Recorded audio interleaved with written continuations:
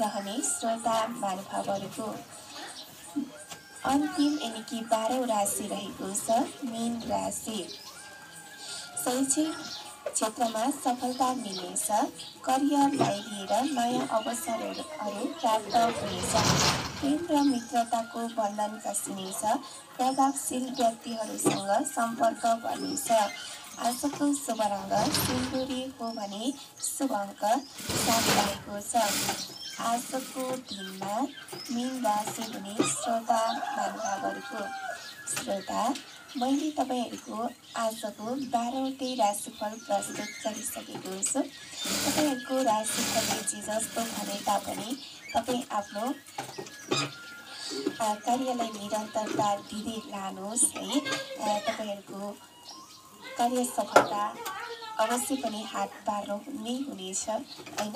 आफ्नो कामकाजलाई अगाडि बढाउँदै लग्नुभयो भने र राशिफल त प्रस्तुत गर्यौँ। अब भने हामी लाग्छौँ स्वास्थ्य सम्बन्धी महत्त्वपूर्ण जानकारीतर्फ।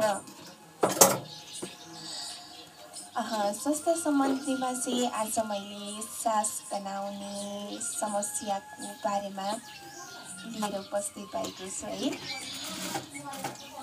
विचार गर्नुहोस् तपाईँलाई मनपर्ने मानिसहरूसँग तपाईँको भेटघाट भइरहनेछ र त्यो व्यक्तिले तपाईँसँग कुरा गर्दा गर्दै मुख छोपेर उता फर्क्यो भने वा तपाईँ कुनै कामको लागि अन्तर्वार्ता दिन जाँदै हुनुहुन्छ।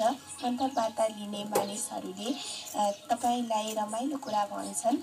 तपाईँहरू दुवै हाँस्नुहुन्छ तर त्यो हाँसो हुँदा अन्तर्वार्ता दिने व्यक्तिले अमिलो मुख लगाएर नाक खुम्च्याएर मुख उता फर्काउँछन्।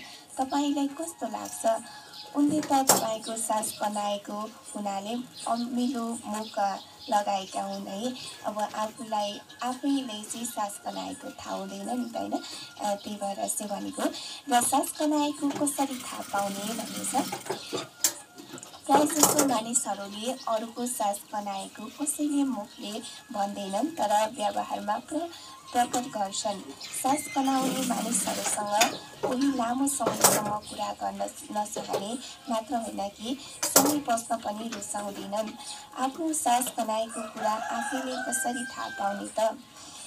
दुईवटै हात मुखमा छोपेर राखेर छोप्ने र लामो समय सास लिएर अनि सास फेर्ने अनि प्याज लसुन रक्सी नखाँदा पनि मुख दाँत सास बनाउँछ भने गिचाको कुनै गम्भीर समस्या पनि हुन सक्छ। साथै पेटमा गडबडी भएर पनि मुख वा सास बनाउन सक्छ। मृगौला सम्बन्धी समस्या हुने मानिसहरूको कुनै गम्भीर अवस्थामा पनि मुखबाट नराम्रो गन्ध आउन सक्छ। यो सास आफैले सुन्दा पनि गनायो भने तपाईँको सास बनाउँदो रहेछ भने थाहा हुन्छ। र यसको कारण चाहिँ के हो भनेर अब सास बनाउनुको कारण चाहिँ के हो भन्नुहुन्छ है।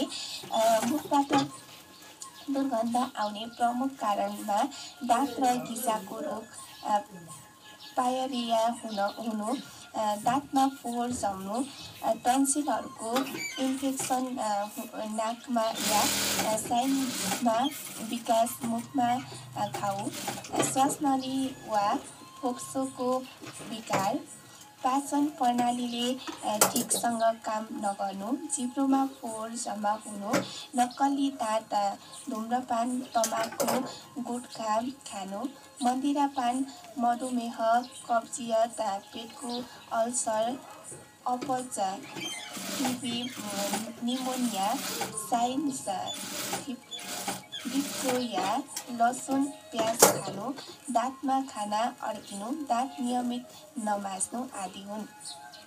र यसका लक्षणहरू के हुन् त भन्दा मुखबाट दुर्गन्ध आउनु, पेट खाली हुँदा झन् बढी दुर्गन्ध आउनु, त्यस्तै गरेर गिजाबाट पिप आउनु, बिहानै बासी मुख धेरै दुर्गन्ध आउनु, चिसो खाने कुरा खाँदा पेटमा गुट गुट आवाज आउनु, जिउ दुख्नु आदि हुन्।